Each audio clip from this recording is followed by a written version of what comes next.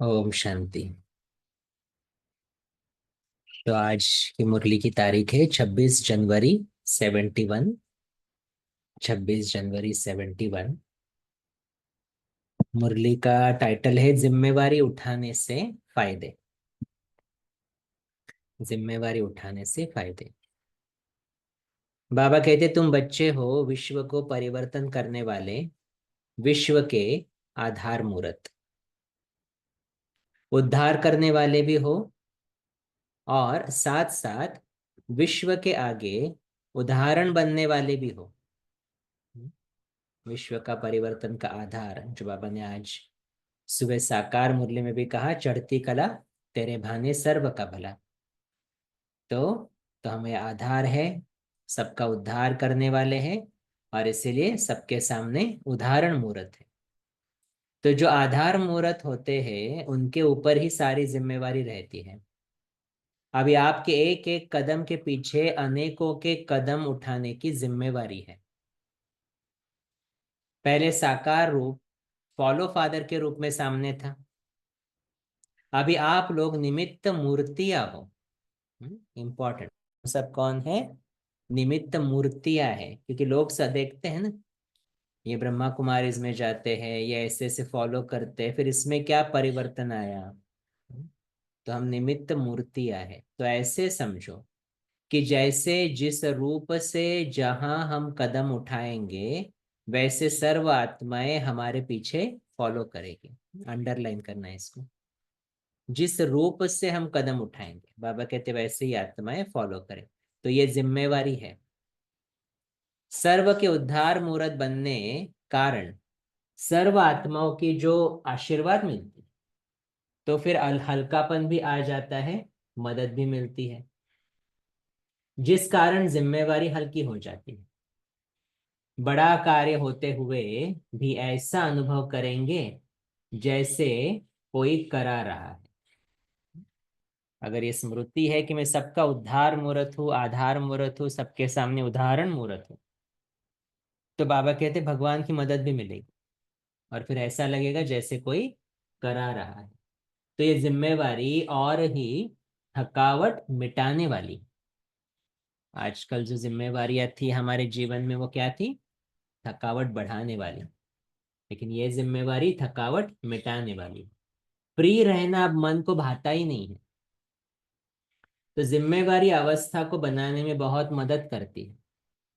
इसलिए तो सेवा में क्यों हम जाते हैं, चाहे सेंटर पर है, चाहे मधुबन में है, चाहे रिट्रीट सेंटर्स पर है, चाहे गीता पाठशाला में है। तो ये क्यों करते हैं हम लोग? क्योंकि हम अपनी अवस्था को चेक कर सकते हैं। दूसरों के साथ जब डील करना पड़ता है, जो अलग अलग संस्कारों से आत्मा है, तो उनको कैसे हैंडल करें। तो बाबा कहते हैं ये जिम्मेवारी अवस्था को बनाने में बहुत मदद करती है। बाप दादा जब महारथी बच्चों को देखते हैं तो सभी के वर्तमान स्वरूप और इसी जन्म के अंतिम स्वरूप और दूसरे जन्म के भविष्य स्वरूप तीनों ही सामने आते हैं। क्या देख रहा है बाबा हर एक बच्चे का?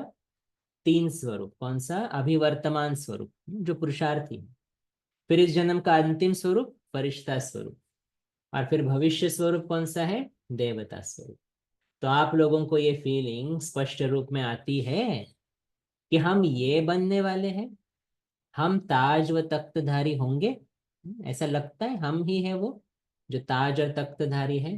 तो आगे चल ये भी अनुभव करेंगे, जैसे साकार रूप में प्रत्यक्ष अनुभव किया ना। कर्मातीत अवस्था भी स्पष्ट थी और भविष्य स्वरूप की स्मृति भी स्पष्ट थी। भविष्य संस्कार इस स्वरूप में प्रत्यक्ष दिखाई देते थे। तो आप सभी ऐसे अनुभव करेंगे कि बस ये शरीर छोड़ा और वो तैयार है। ये शरीर छोड़ा इधर का और फिर वहां पर वो तैयार है। बुद्धि बल द्वारा इतना स्पष्ट अनुभव होगा। अभी दिन प्रतिदिन अपनी सर्विस से, अपने सहयोगीपन से और अपने संस्कारों को मिटाने की शक्ति से अपने अंतिम स्वरूप और भविष्य को जान जाएंगे। कैसे जानना है अंतिम स्वरूप को या भविष्य के स्वरूप को? पहला, अपना सहयोगीपन। मैं ईश्वर के कार्य में मन वचन कर्म से कैसे सहयोगी हूं, चेक करो। दूसरा, अपने संस्कारों को मिटाने की शक्ति से। और तीसरा बाबा कह रहे हैं सर्विस से। बाबा कहते हैं अपना अंतिम स्वरूप और भविष्य को जान जाएंगे। पहले कहते थे ऐसा समय आएगा जो नजदीक वाले और दूर वाले स्पष्ट दिखाई देंगे। उसका अर्थ क्या है? लेकिन अब वो समय चल रहा है। तो उसका अर्थ वह बता रहा है, जो दैवी परिवार की आत्माएं है वो समझ सकती है कौन कौन समीप रत्न है।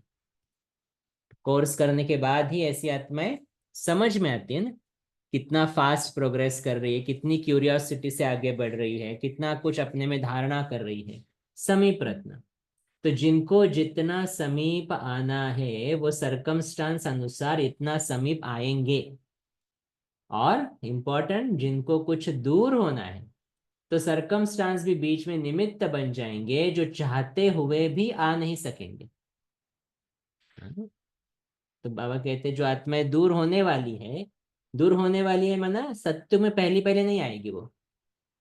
तो ऐसी आत्माओं के जीवन में ऐसे कार्मिक अकाउंट्स आएंगे जो चाहते हुए भी वो पुरुषार्थ नहीं कर सकेंगे। तो चाहते हुए भी शरीर की बीमारी आएगी, सेंटर नहीं जा सकेंगे। मन की बीमारी है तो उठ नहीं सकेंगे अमृत वेले। कुछ ना कुछ अंदर ब्लॉकेजेस है तो धारणाएं नहीं कर सकेंगे। तो ऑटोमेटिकली क्या होते जाएंगे, सरकमस्टेंस अनुसार दूर होते जाएंगे। और जो आत्माएं नजदीक आनी है उनके सरकमस्टांस भी इजीली दूर होते जाएंगे, वो अपनी धारणाओं में और पक्के होते जाएंगे। तो ये सभी भविष्य का साक्षात्कार, अभी प्रैक्टिकल सर्विस चल रही है। अपने भविष्य को जानना मुश्किल नहीं है। तो अभी हम अब एक सेकंड में अपने आप को चेक कर सकते हैं, हम नजदीक वाले रत्न है या दूर वाले रत्न है, क्या समझते हैं? मैं अभी चेक करो एक सेकंड। मेरी धारणाएं कैसी है, मेरी स्थिति कैसी है, अवस्था कैसी है, मेरी बुद्धि की कैपेसिटी कैसी है, मेरा व्यवहार लौकिक और अलौकिक में कैसा है, ये चेक कर सकते हैं। उसी से समझ में आएगा ना मेरा भविष्य क्या है। तो हर एक को बाबा भी असाइनमेंट दे रहा है, हर एक को व्यक्तिगत अपने लिए भी कोई विशेष प्रोग्राम रखना चाहिए। जैसे देखो जनवरी से हम प्रोग्राम रख रहे हैं ना, पहले अमृत वेला हुआ, फिर नुमा शाम, फिर रात का योग, अभी ये अव्यक्त मुरली। तो ये प्रोग्राम है ताकि हम सभी इसमें पार्टिसिपेट करें। एक आत्मा, जैसे मैंने डिसाइड किया था इस बार कि मुझे तो रोज मुरली पढ़नी है, तो सोचा कि क्यों नहीं हम साथ में पढ़े, सभी का कल्याण हो जाता है ना उसमें। तो वैसे ही बाबा कहते हैं ये एक पार्ट है, लेकिन और भी आप ऐसे कुछ कर सकते हो जो आपके लिए इम्पोर्टेंट है, आपको बहुत अच्छा लगता है। तो बाबा कहते हैं ऐसे अपने लिए कोई ना कोई विशेष प्रोग्राम रखना चाहिए। जैसे सर्विस आदि के और प्रोग्राम बनाते हो, वैसे सवेरे से लेकर रात तक बीच बीच में कितना और कैसे अपनी याद की यात्रा पर अटेंशन रखने के लिए प्रोग्राम रख सकते हो, ये डायरी बनानी चाहिए। और क्या कर सकता हूं मैं ये जिससे मेरी याद पक्की हो। चलो देखो अभी हमने 2 बजे का योग बंद कर दिया है, तो भी 2 बजे उठकर जो भी काम है उसको बाजू में रख के हम 10 मिनट बाबा की याद में नहीं बैठ सकते? भले आधा घंटा नहीं बैठ रहे, 5 मिनट 10 मिनट बैठ सकते हैं ना। चलो कुछ नहीं, 2 बजे गीत ही बजा दो, वो भी तो हो जाता है। तो ऐसे बाबा कहते हैं ऐसे ऐसे प्रोग्राम्स तैयार करो, उसकी डायरी बनाओ। अमृत वेले ही याद का प्लान बनाना चाहिए।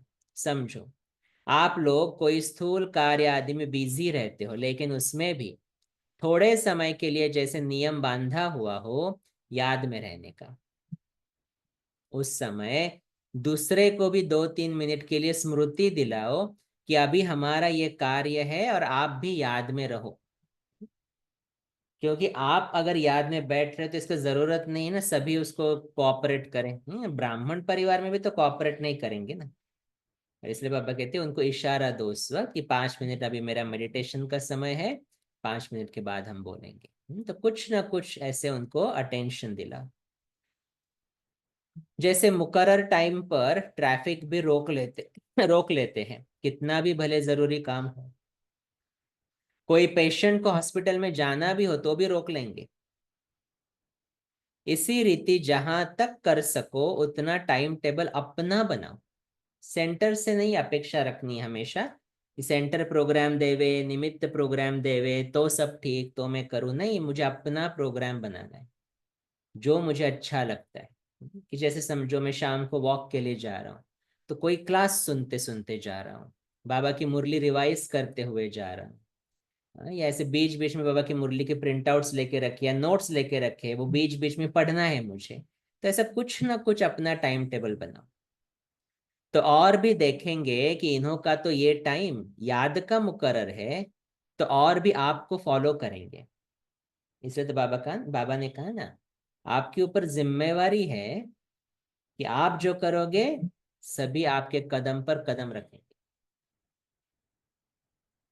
तो कोई कार्य हो उनको आगे पीछे करके भी 2-4 मिनट का टाइम याद में रहने के लिए जरूर निकालो। शायद इसी के बाद वो ट्रैफिक कंट्रोल की सिस्टम लगाई गई थी। तो उससे वायुमंडल में भी सारा प्रभाव रहेगा, सभी एक दो को फॉलो करेंगे। बुद्धि को रेस्ट भी मिलेगी और शक्ति भी भरेगी, और वायुमंडल को भी सहयोग मिलेगा। ऐसा प्रोग्राम रखेंगे याद का, तो क्या होगा, बुद्धि को रेस्ट, बुद्धि में शक्ति भी भरेगी, वायुमंडल को भी सहयोग मिलेगा। फिर एक अनोखापन दिखाई पड़ेगा। जैसे कुछ समय आप एक दो को याद दिलाते थे, शिव बाबा याद है। एक दूसरे को बोलते हैं ना, मिलते हैं तो क्या कहते हैं, शिव बाबा याद है। वैसे ही जब देखते हो कोई व्यक्त भाव में ज्यादा है, सेवा में हम देखते हैं ना, कोई बहुत बड़बड़ बड़बड़ करता है, बहुत बोलता है बीच बीच में, बाबा की याद दूर हो जाती है और इधर उधर की बातें शुरू हो जाती है। सेवा में ये सब जगह पर होता है, सभी सेंटर्स पर होता है। तो बाबा कहते क्या करना है ऐसे समय पर, तो जब देखते हो कोई व्यक्त भाव में ज्यादा है तो उनको, अभी सुनो कैसे करना है, तो उनको बिना कहे अपना अव्यक्ति शांत स्वरूप ऐसा धारण करो जो वो भी इशारे से समझ जाए। उनको बोलेंगे अभी बोलना नहीं है, चुप रहो, तो और गुस्सा हो जाएंगे, आप कौन होते मुझे बताने वाले। लेकिन बाबा कहते आप ऐसा अव्यक्ति स्वरूप धारण करो जो वो भी इशारे से समझ जाए, तो फिर वातावरण कुछ अव्यक्त रहेगा। तुम्हारी अंतिम स्टेज है साक्षात्कार मूर्त। जैसा जैसा साक्षात मूर्त बनते बनेंगे वैसे ही साक्षात्कार मूर्त बनेंगे। वंडरफुल। जैसे जैसे साक्षात मूर्त अव्यक्ति मूर्त बनेंगे, अपने आत्मिक स्थिति में स्थित रहेंगे, साक्षात वो दिखाई देगा, तो बाबा कहते वैसे ही साक्षात्कार मूर्त बनेंगे। जब सभी साक्षात मूर्त बन जाएंगे तो संस्कार भी सभी के साक्षात मूर्त समान बन जाएंगे। मूर्ति के साक्षात्कार, मूर्ति के संस्कार क्या होते हैं मंदिरों में भक्ति में जाते थे ना हम लोग, तो क्या देखते थे मूर्ति में, उनकी आंखों की जो, आंखों का जो रूहानियत है, हाँ, या स्नेह है, हर्षित मुक्ता है, अचल अडोल स्थिति है, ये सब देखते थे ना। तो बाबा कहते ऐसे अपने संस्कार अभी बनाओ तो साक्षात मूर्त समान, कि लोगों को लगेगा ये मंदिर में जाने से अच्छा इनका इनका दर्शन ले लो। तो जितना जितना अपने को चार्ज करेंगे उतना इंचार्ज बनने का कर्तव्य सफलतापूर्वक कर सकेंगे। तो अपने को निमित्त समझकर कदम उठाना है। ऐसे कभी नहीं समझो सिर्फ सेंटर चलाने वाले, मुरली पढ़ने वाले निमित्त नहीं, एक दिन का बच्चा भी निमित्त है। तो अपने को निमित्त समझकर कदम उठाना है, क्योंकि सारे विश्व के आत्माओं की नजर आप आत्माओं के ऊपर है। मंदिरों में जाके किसको बुला रहे हैं, वो आप ही को तो बुला रहे हैं ना। तो जैसे आप लोगों से ईश्वरीय स्नेह, श्रेष्ठ ज्ञान और श्रेष्ठ चरित्रों का साक्षात्कार होता है, वैसे अव्यक्त स्थिति का भी उतना ही स्पष्ट साक्षात्कार हो। तो ऐसा प्लान बनाना चाहिए जो कोई भी महसूस करे कि ये तो चलता फिरता फरिश्ता है। तो बाबा ने बहुत बड़ी असाइनमेंट दी है आज कि अपने याद का, अपने पुरुषार्थ का ऐसा प्लान बनाओ ताकि आपको देख के बाकी भी फॉलो करें, आप साक्षात मूर्त भी बन जाओ और ऐसा लगे कि ये तो चलता फिरता फरिश्ता है। जैसे साकार रूप में फरिश्तेपन का अनुभव किया ना, इतनी बड़ी जिम्मेवारी होते भी आकारी और निराकारी स्थिति का अनुभव कराते रहे ब्रह्मा बाबा। तो आप लोगों का भी अंतिम स्टेज का स्वरूप स्पष्ट दिखाई देना चाहिए। कोई कितना भी अशांत व बेचैन घबराया हुआ आवे, लेकिन आपकी एक दृष्टि, स्मृति और वृत्ति की शक्ति उनको बिल्कुल शांत कर दे। कितनी सारी कितनी सारी बाबा असाइनमेंट्स दे रहा है हमें अपने स्थिति को पक्का करने के लिए, सेवा करने के लिए, क्योंकि समय ही ऐसा आएगा जो अनेक घबराई हुई आत्माएं हमारे सामने आएंगी। लेकिन हमें क्या करना है? बाबा कहते लेकिन आपकी एक दृष्टि, स्मृति और वृत्ति की शक्ति उनको बिल्कुल शांत कर दे। भल कितना भी कोई व्यक्त भाव में हो, लेकिन आप लोगों के सामने आते ही अव्यक्त स्थिति का अनुभव करें। आप लोगों की दृष्टि किरणों जैसा कार्य करे। अभी तक के रिजल्ट में मास्टर सूर्य के समान नॉलेज की लाइट देने के कर्तव्य में सफल हुए। ज्ञान देने वाली बहुत सारी आत्माएं बहुत अच्छा अच्छा ज्ञान देती है, इसलिए बाबा कहते हैं वो ज्ञान देने में, नॉलेज की लाइट देने में सफल हुए हो। लेकिन किरणों की माइट से हर एक आत्मा के संस्कार रूपी कीटाणु को नाश करने का कर्तव्य करना है।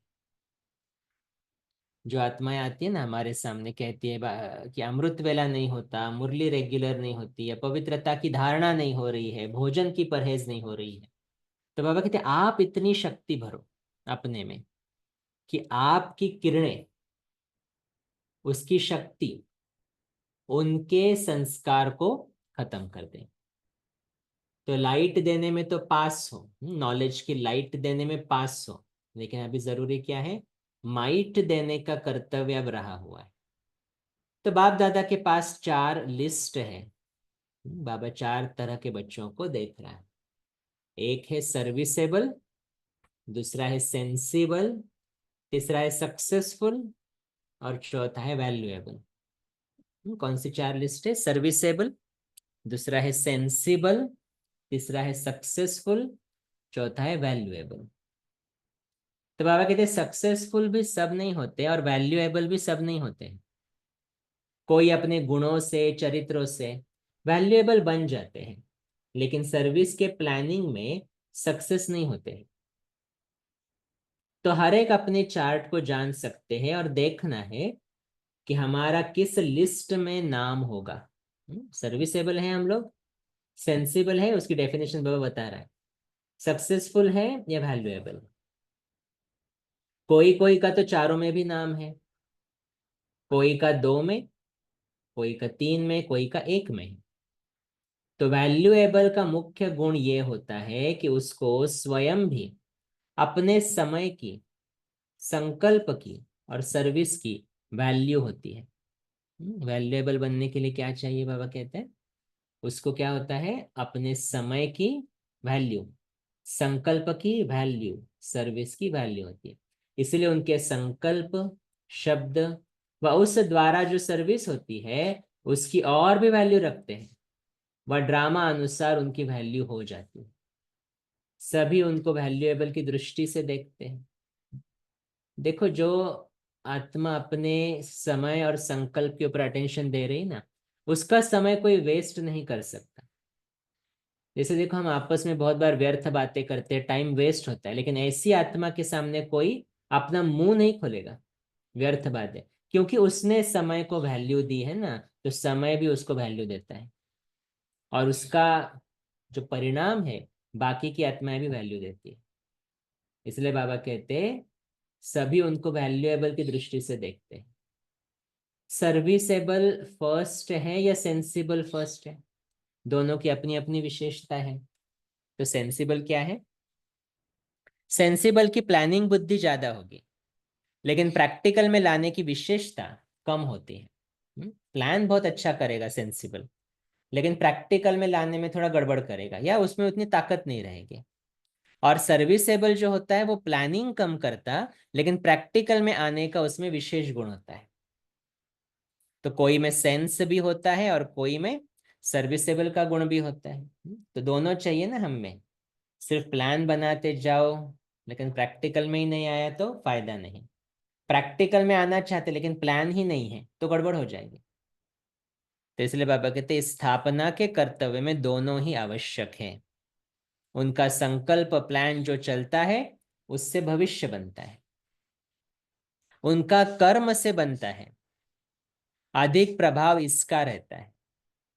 सिर्फ प्लान करके अंदर रखा तो प्रभाव नहीं, लेकिन एक्चुअली कर्म में लाकर प्रूव किया तो बाबा कहते हैं अधिक प्रभाव इसका रहता है। और सफलता मुहूर्त का फिर अव्यक्ति स्थिति के आधार पर परिणाम निकलता है। कोई कोई का प्लान भी चलता है, प्रैक्टिकल भी करते हैं, लेकिन सफलता कम होती है। सर्विसेबल हो सकते हैं लेकिन सफलता मुहूर्त सभी नहीं हो सकते। क्यों नहीं होते हैं सफलता मुहूर्त? जो कल भी बाबा ने कहा, कल की मुरली में क्या कहा बाबा ने, कि आप दूसरों को ज्यादा देखते हो और खुद की स्थिति के ऊपर कम अटेंशन देते हो। इसलिए सफलता मुहूर्त आत्मा कौन है? जो अव्यक्ति स्थिति में वो सेवा करे।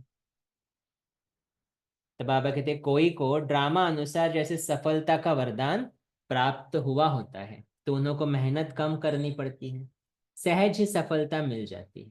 ये ड्रामा में हर एक का अपना पार्ट है। अच्छा, टीचर्स तो है ही टीचर्स। टीचर्स को सदैव ये स्मृति में रहना चाहिए कि टीचर बनने के पहले मैं स्टूडेंट हूं। तो स्टूडेंट की स्मृति से स्टडी याद रहेगी, और जब स्वयं स्टडी करेंगे तो औरों को भी स्टडी कराएंगे। स्टूडेंट लाइफ में होने के कारण औरों को स्टूडेंट नहीं बना सकते। तो वातावरण को बदलने के लिए अपने को सदैव समझना चाहिए कि मैं मास्टर सूर्य हूं। कौन हूं मैं? मास्टर सूर्य। सूर्य का कर्तव्य क्या होता है? एक तो रोशनी देना, दूसरा कीचड़े को खत्म करना। तो सदैव ये समझना चाहिए कि मेरी चलन रूपी किरणों से ये दोनों कर्तव्य होते हैं। दूसरों को ज्ञान की लाइट, रोशनी, और माइट द्वारा कीचड़े को खत्म करना, संस्कार खत्म करना, ये दोनों कर्तव्य मुझे करने। तो सर्व आत्माओं को रोशनी भी मिले, कीचड़ा भी खत्म हो। मानो रोशनी मिलते कीचड़ा खत्म न हो तो समझो कि मेरी किरणों में पावर नहीं है। ज्ञान बहुत अच्छा समझ रहे लेकिन वो अपने संस्कारों को ओवरकम नहीं कर रहे। तो बाबा कहते ये समझो कि आपके किरणों में पावर नहीं। जैसे धूप तेज नहीं तो कीटाणु खत्म नहीं होंगे, तो मेरे में पावर कम तो ज्ञान रोशनी देगा, परंतु पुराने संस्कारों रूपी कीटाणु खत्म नहीं होंगे। जो आज साकार मुरली में बाबा ने कहा ना, थोड़ा भी विकर्म हो गया तो आपकी लाइट कम हो जाएगी। और इसीलिए ऐसा कोई विकर्म नहीं करना है जिससे मेरी लाइट कम हो जाए। तो बाबा कहते जितनी पावरफुल चीज उतनी जल्दी खत्म, पावर कम तो समय बहुत लगेगा। तो पावरफुल बनना है। ऐसे नहीं समझो कि मैं पढ़ी लिखी नहीं हूं, सृष्टि चक्कर की नॉलेज पढ़ ली, उसमें सब आ जाता है। अच्छा, ओम शांति।